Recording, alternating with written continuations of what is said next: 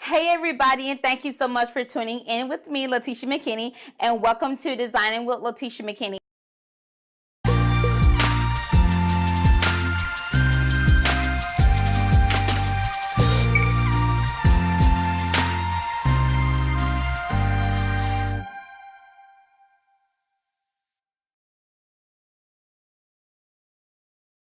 Well, hello friends, and thank you so much for tuning back in with your girl, Letitia.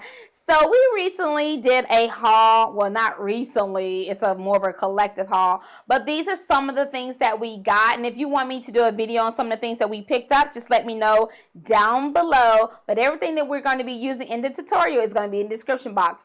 However, I noticed that a lot of things that we picked up makes a really bold statement. And so therefore, I wanted to make some napkin rings that was different from the ones that we did here.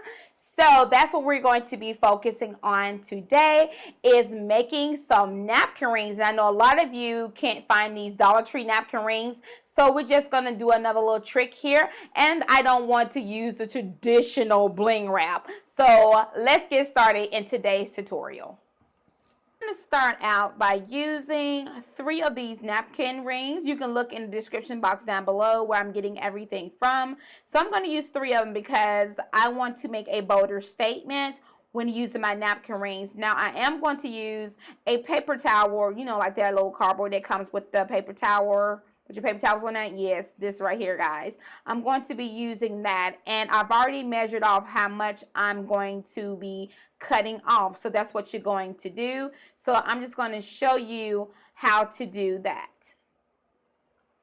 So what we're going to do, we're going to place these are already napkin rings. So, but they're not thick enough for me. So we're just going to place them onto this paper towel. Is going to, you know, it was a paper towel holder or something like that. So we're just going to place it onto there and do it just like that. But when you place it on there, you're going to push it out. You should have about this much that should be sticking out, because you do not want basically this cardboard to be showing on your napkin ring when you place it onto your napkins. Now in the next scene, you're going to see where I am measuring how much I am going to be cutting off. So just use a pencil. You can just use a pencil to just go ahead and just measure how much you're going to cut off of there. It's totally fine.